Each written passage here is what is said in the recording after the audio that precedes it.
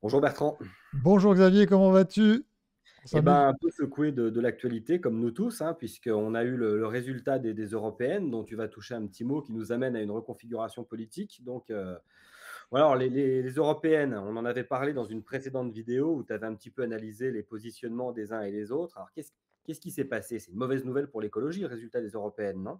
Ah oui, c'est d'ailleurs un des résultats positifs de ces élections en France et en Europe, figure-toi, parce que les élections européennes ont toujours été une excellente élection pour ce parti, en Europe en général et particulièrement en France.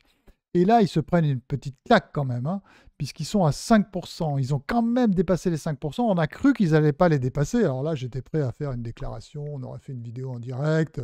J'appelais les médias, tu vois, pour dire ils se sont pris la claque de leur vie. Bon, c'est pas tout à fait le cas. Ils ont quand même quelques députés. Mais tu remarquas que l'agriculteur moustachu, comment s'appelle-t-il, n'a pas été élu. Donc ça, c'est plutôt positif. Il va pouvoir retourner, comme je l'ai tweeté et comme tu as retweeté sur notre compte, eh bien, il va pouvoir retourner au cul des vaches, nous montrer de quoi il est capable, hein. Ça va être un peu plus dur qu'au Parlement. Et donc, ce qui est intéressant aussi, c'est le score des Verts allemands, hein, les Grünen, qui ont perdu beaucoup de députés. Et à l'échelon européen, évidemment aussi, le groupe des Verts a perdu, je vais te dire ça, ils sont maintenant 52 et ils ont perdu 19 parlementaires à l'échelle européenne. Donc ça, c'est une donnée très importante à prendre en compte. Après, les équilibres ne changent pas forcément beaucoup. Tu as deux grands partis à l'échelle européenne, le Parti populaire européen dans lequel sont les républicains, par exemple, et tu as le parti socialiste aussi, qui est un autre groupe important, qui n'a pas bougé, qui est pareil, hein. Le Parti populaire européen a gagné 8 parlementaires. Bon, et ce qui fait en fait le plus grand groupe est le Parti populaire européen, et c'est lui qui va être un peu le faiseur de roi d'une certaine manière.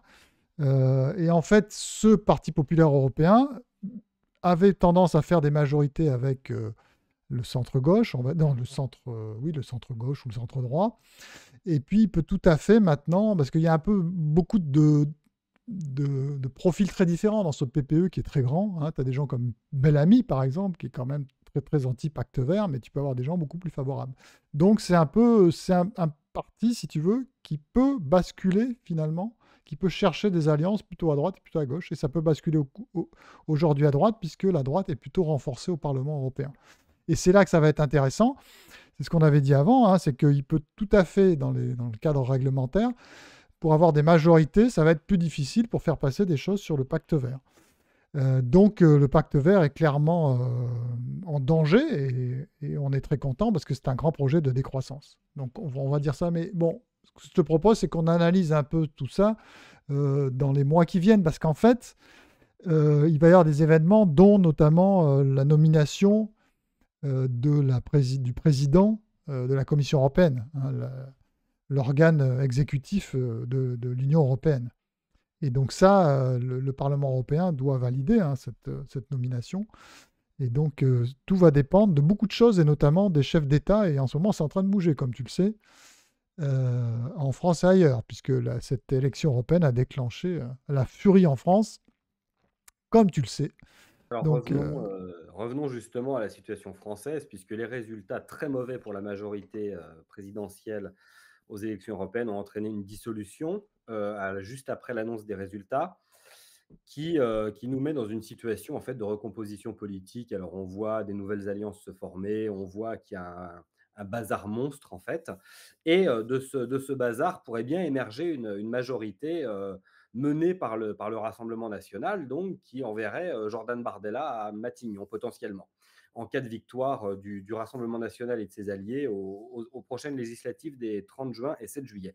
Alors, la question qu'on se pose, c'est quelle écologie, en fait, avec Jordan Bardella à Matignon? alors, pour répondre à cette question, bon, d'abord, effectivement, il y a une recomposition du paysage politique français. Extrême gauche, extrême centre, extrême droite. On peut résumer et on peut simplifier: gauche, centre, droite. Voilà. C'est fait, hein, ou c'est en train de se faire, disons. Mais il n'y a pas beaucoup de secrets, et il y aura deux gros blocs quand même, c'est la gauche et la droite. Et au milieu, le centre va se rapetisser d'une certaine manière, hein. Il y aura deux colosses à côté de lui et ils vont prendre des coups et ce sera des petits gringalets au milieu de ces deux gros blocs en fait. Et pour comprendre comment va se positionner Bardella, il faut comprendre quand même le bloc de gauche et le bloc de droite, enfin surtout le bloc de gauche, qui est, comme on l'a dit la semaine dernière, quand même a des avis très similaires sur l'écologie. Notamment, ils sont tous dans le cadre d'un catastrophisme, finalement, hein, qui implique des mesures très, très drastiques pour pouvoir faire une décarbonation de l'économie. Et on est toujours plus ou moins dans des formes de décroissance et avec un soutien au pacte vert européen. Et le bloc de gauche, il va être là-dedans quand même. Et même s'il y a des grosses bisbilles, alors là, on va voir, on va rigoler hein, sur le nucléaire, hein, puisque normalement, ils ne sont pas du tout d'accord, et on ne peut pas dire que les politiques énergétiques, c'est un petit dossier. Or, le Parti socialiste sur le nucléaire n'est pas du tout sur la même ligne que les Verts et que LFI, puisque eux, ils sont pour arrêter le nucléaire et faire du 100% énergie renouvelable, comme on a vu la semaine dernière, en 2030 ou 2040. 2040 ou 2050, pardon. Donc là, je ne sais pas comment ils vont faire un accord, mais ça va être spectaculaire à regarder. D'accord. Et donc le bloc du centre après, hein, ce bloc du centre qui va être certainement rachitique. Qu'est-ce qu'il est, lui? Eh bien, malheureusement, je dirais que le bloc de centre a été complètement lobotomisé par la gauche sur le sujet de l'écologie. Du coup, ils ont fait n'importe quoi sur le nucléaire. Ils veulent faire à tout va des énergies renouvelables, etc. Ils n'ont pas un discours clair et ils soutiennent le pacte vert. Et donc, voilà, on en est là, si tu veux. Ils auraient pu être plus intelligents là-dessus, ils ne l'ont pas été. Et maintenant, il y a le bloc de droite. Alors, comment il va se positionner? Eh bien, ce qui est assez remarquable, en fait, c'est qu'on voit qu'ils cachent enfin, qu'ils ne veulent pas parler finalement de l'écologie. Alors, pourquoi? Parce que Bardella, il a fait des très bons scores où? Essentiellement dans la France périphérique. Si tu regardes la carte, c'est fascinant. Hein, Alors, il y a un effet d'optique aussi parce qu'il y a beaucoup de circonscriptions dans les villes où il y a beaucoup d'habitants, évidemment, notamment dans la région parisienne. Et quand on regarde une carte, ça apparaît trop petit, mais il y a quand même pas mal de circonscriptions dans les villes et notamment dans la région parisienne qui sont un peu cachées. Et donc, puisqu'il fait des bons scores dans la France périphérique, il y a un sujet dans la France périphérique qui agace énormément, c'est l'écologie.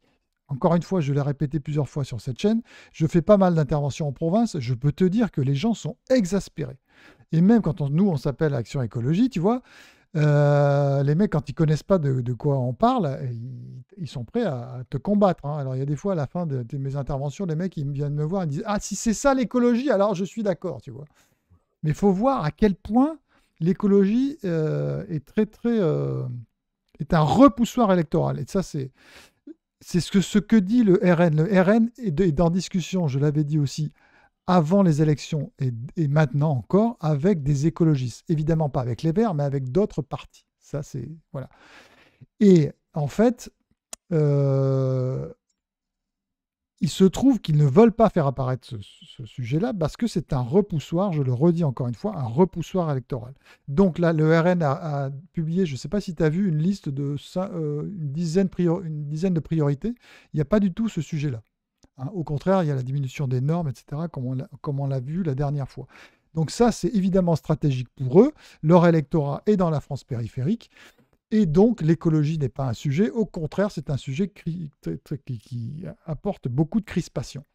Donc, finalement, ils ne vont pas le mettre en avant. Je ne sais pas ce qu'ils vont dire. Ils vont évidemment, sur le sujet énergétique, être sur une ligne de renforcement du nucléaire.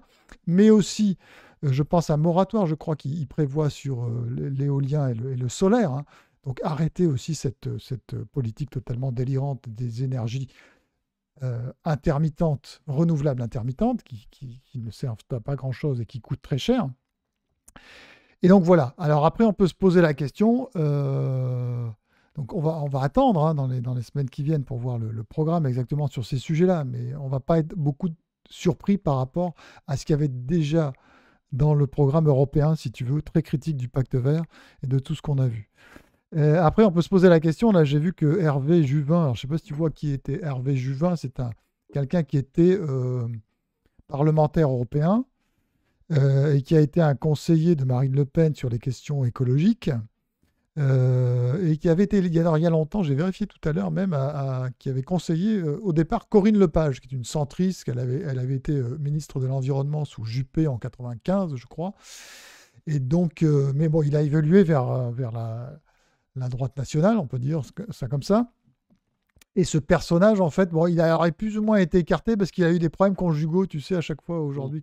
Donc je crois que.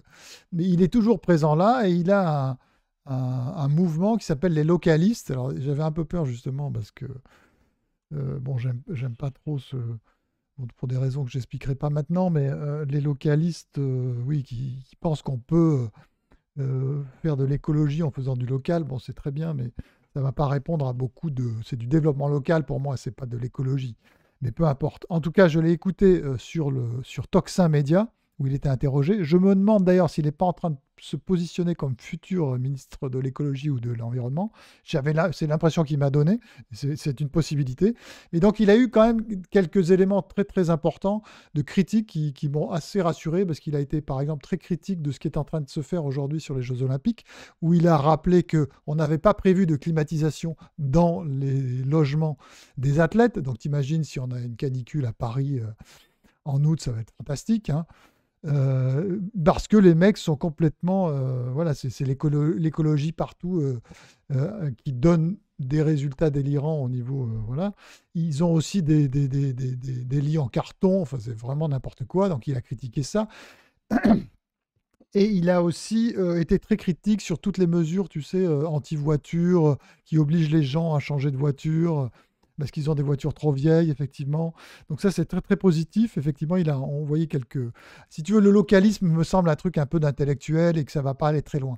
En même temps, il a, dans son interview chez Toxin, là, apporté des éléments un peu, euh, comment dire, anecdotiques, mais il a lancé quelques idées qui me semblaient intéressantes et rationnelles et qui m'ont rassuré, disons, sur, je sais pas comment, le juviniste ou le juvinisme. Donc, si c'est lui qui sera en responsabilité après, j'en ai aucune idée. Hein, j'ai pas de- d'écho là-dessus sur qui est pressenti, mais c'est possible que ce soit lui. Hein, voilà. Même s'il a des problèmes conjugaux récemment, enfin, il y a quelques années maintenant. En tout cas, en ce qui concerne le programme du RN, on peut aussi citer quelque chose d'intéressant, c'est la réduction de la TVA sur l'énergie, par exemple. Oui, et notamment oui, c'est les premières, les dépenses de première nécessité, c'est ça, sur les 10 mesures là. Voilà et puis, en ce qui voilà, vraiment Oui, pour oui, le oui, effectivement. la question des énergies, donc qui concerne aussi l'essence, c'est quelque chose qui, pour le coup, est très, comment dire? Très disruptif par rapport à la pensée générale, quoi. Et sur le gaz, effectivement. Et c'est sur leur politique sur le pouvoir d'achat. Mais c'est là aussi où c'est ce que je dis depuis toujours, en fait. Si tu as si tu mets la décarbonation au cœur de tout, comme le fait le pôle de gauche qu'on a vu tout à l'heure, tu vas forcément vouloir monter les prix sur toutes les énergies, sur toutes ces choses-là. Et donc, écologie dans ce sens-là et économie et bien-être devient complètement contradictoire. Mmh. Et donc, c'est là où on voit qu'ils font un choix, parce qu'en fait, on est obligé de faire un choix parce que c'est contradictoire. Ce que j'essaye toujours d'expliquer. Et pourquoi le centre aujourd'hui se retrouve piégé parce qu'il va être obligé voilà, de vouloir composer des trucs qui ne peuvent pas être ensemble. C'est ce qu'a dit Macron, d'une certaine manière, encore une fois, dans son discours sur l'Europe avant. Il a dit on essaye de faire des choses, mais qu'on ne peut pas faire tenir ensemble. Il a fait cette espèce d'aveu, mais comme il est toujours en même temps, il n'en sort pas malgré ses discours, quoi. Et donc là, il y a vraiment ce pôle qui semble vouloir sortir en même temps sur l'écologie, voilà, de dire bah, on met en priorité le pouvoir d'achat, donc on n'est pas sur une augmentation des prix de l'énergie et de tout ce qui s'ensuit, quoi.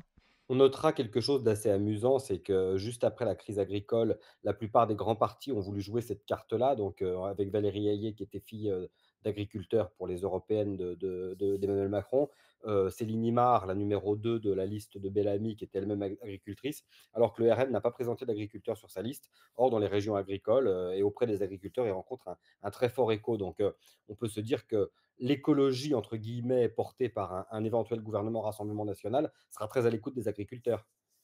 Oui, oui, absolument. Mais on va voir le signe. Moi, je crois qu'il faut, et je pense que Je vais me fendre d'un article bientôt. Comment on peut imaginer une autre sorte d'écologie? Et comme je dis toujours, c'est qu'il faudra absolument sortir, notamment du ministère. Le nom du futur ministère sera très important. Et je pense, comme je le dis souvent, que là, il cache l'écologie, que le mot écologie va disparaître progressivement. Ça, je l'annonce depuis très longtemps. Et qu'on va revenir avec le mot environnement, précisément, c'est-à-dire à une vision beaucoup plus pragmatique des choses, hein. Et puis voilà. Et donc là, c'est encore un signe que tout ça va probablement se passer. Même si Bardella n'est pas sûr d'être le futur ministre, encore une fois, Premier ministre, parce que tu as quand même trois blocs et tu peux très bien avoir des majorités relatives. Oui, c'était juste une hypothèse, Et puisqu'en ce oui, moment, oui, comme c'est l'hypothèse voilà, majoritaire c'est l'hypothèse auprès de la majoritaire. plupart des instituts de sondage, pour le moment, là, à date, c'est-à-dire, à quelques jours seulement après la dissolution de l'Assemblée nationale, donc on n'est pas encore rentré dans la vraie campagne puisque toutes les investitures n'ont pas encore été données. Comment dire, la validation définitive des candidats, ça arrivera que dans quelques jours. Donc, on attend encore, pour le moment, de voir vraiment les gens, enfin les forces en puissance et les programmes. Mais à date, c'était une hypothèse qui nous semblait intéressante Oui, oui, de c'est l'hypothèse la plus probable. Il y a quand même beaucoup de chances que cela arrive, hein. C'est clair. Donc, le mot d'ordre, je pense, de ce camp-là aujourd'hui, c'est bien ça, je le redis encore une fois parce que c'est très important, l'écologie est un repoussoir électoral. Alors, bien sûr, pas à Paris, à l'est de Paris, hein, ni dans la banlieue. très bien. Eh bien, merci beaucoup, Bertrand, Bah de rien, n'hésitez pas à des pouces en l'air et à vous abonner à cette chaîne. et à commenter, à nous dire aussi quels sont vos pronostics pour la suite. Voilà, exactement. Merci Faites-nous part beaucoup. de tout ça. À bientôt!